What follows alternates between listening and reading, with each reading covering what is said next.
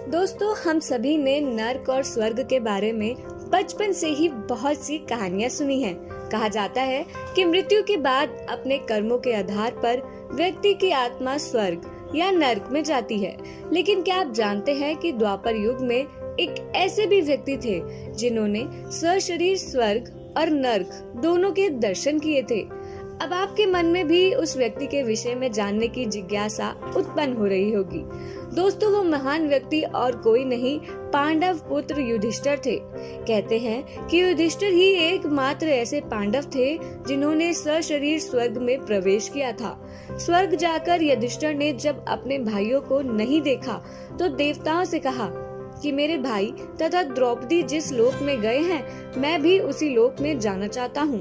तब देवताओं ने कहा कि यदि आपकी ऐसी ही इच्छा है तो आप इस देवदूत के साथ चले जाइए, यह आपको आपके भाइयों के पास पहुँचा देगा। युधिष्ठिर उन दो देवदूतों के साथ चले गए। देवदूत युधिष्ठिर को ऐसे मार्ग पर ले गए जो बहुत खराब था। उस मार्ग पर घोर अंधकार था, चारों ओर से दुर्गंध आ रही थी, इधर उधर शव पड़े हुए दिखाई दे रहे थे, लोहे की चोंच वाले कोए और गीध मंडरा रहे थे। वह स्थान असिपत्र नामक नर्क था।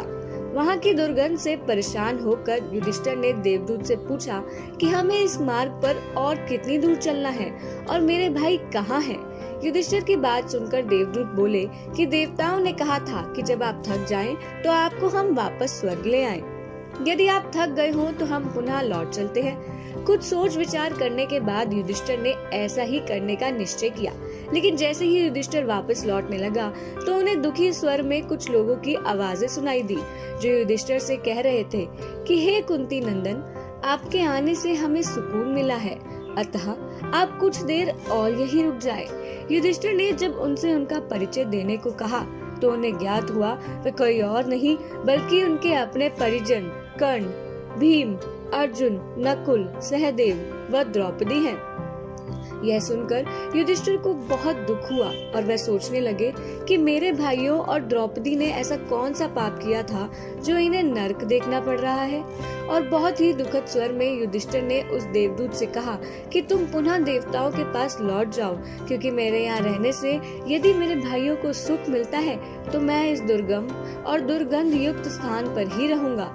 देवदूतों ने यह बात जाकर देवराज इंद्र को बता दी। युधिष्ठिर को उस स्थान पर अभी एक मुहूर्त ही बीता था कि सभी देवता वहां आ गए। देवताओं के आते ही वहां सुगंधित हवा चलने लगी, मार्ग पर प्रकाश छा गया। तब देवराज इंद्र ने युधिष्ठिर को बताया कि तुमने अश्वत्थामा के मरने की बात कहकर छल से द्रोणाचार्य को उनके पुत्र की मृत्यु का विश्वास दिलाया था। इसी के परिणाम स्वरूप तुम्हें भी छल से ही कुछ देर नरक के दर्शन करने पड़े। अब तुम मेरे साथ स्वर्ग चलो, वहाँ तुम्हारे भाई व अन्य वीर पहले ही पहुँच गए हैं। देवराज इंद्र के कहने पर युधिष्ठिर ने देव नदी गंगा में स्नान किया।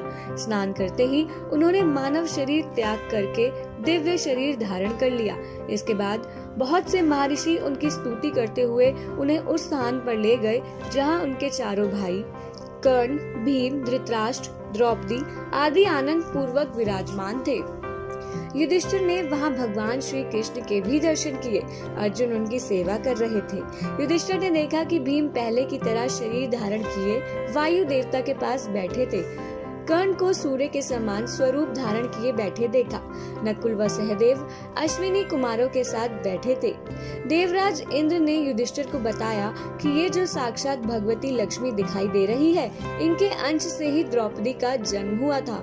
इसके बाद इंद्र ने महाभारत युद्ध में मारे गए सभी वीरों के बारे में युधिष्ठिर को विस्तार पूर्वक बताया और इस प्रकार युधिष्ठिर को अपने भाइयों व अन्य संबंधियों को देखकर बहुत ही प्रसन्नता हुई।